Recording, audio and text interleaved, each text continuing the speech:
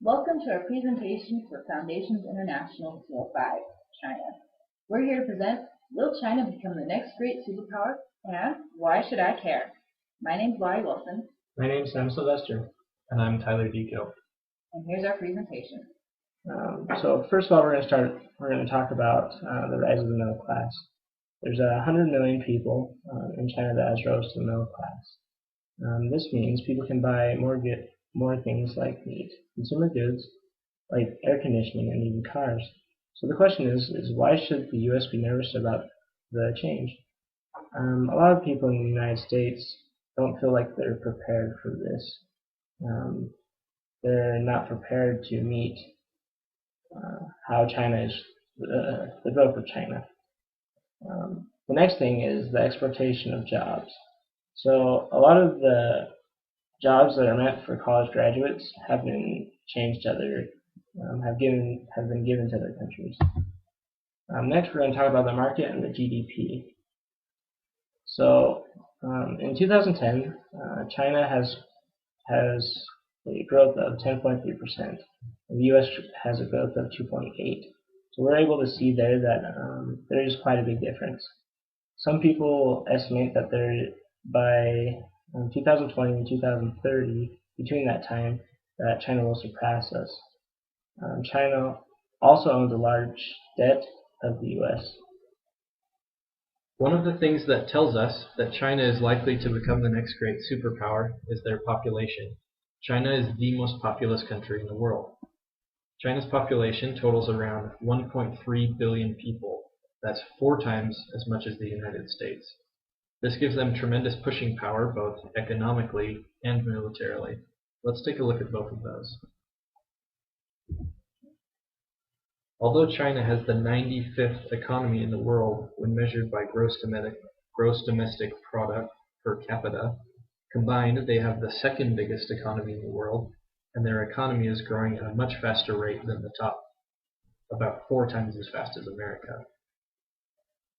It's also important to take a look at the sheer weight of the rising middle class. The 100 to 200 million Chinese that are now joining the middle class outnumber the entire middle class in America, and they are expected to take a massive chunk of the consumer market.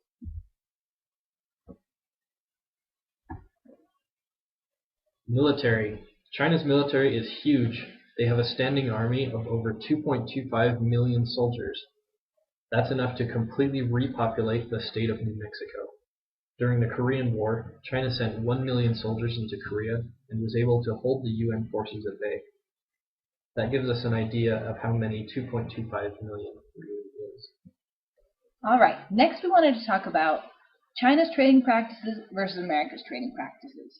Because for China to become the next great superpower, that means, well, America isn't. So each of our countries have these things called the consensus.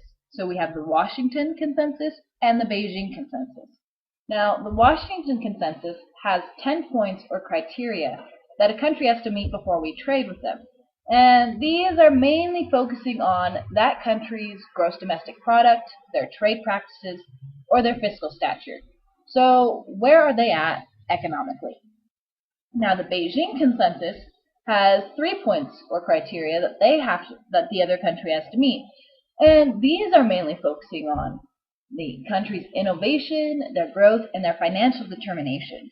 So the main difference between our consensus and their consensus is we're measuring where are they at, and China is measuring where are they going. So are you going in the right direction? Are you trying? Are you making the appropriate efforts to make your country better?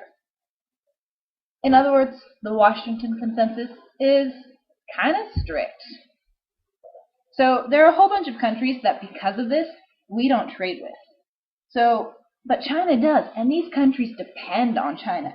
And these countries are as vast and as large as Sudan, Libya, Algeria, and even Zimbabwe. And not only these countries in Africa, but dozens others, even Chile and Indonesia, depend on China because we don't trade with them as much as they need to even not at all for some of these countries. So not only is this good for China because it builds up their trade practices, but it's also good for these other countries around the world because it helps them too, because they don't have to meet such strict requirements to trade with the United States. Alright, well, thank you for watching our video, and this is why we believe that China will become the next superpower.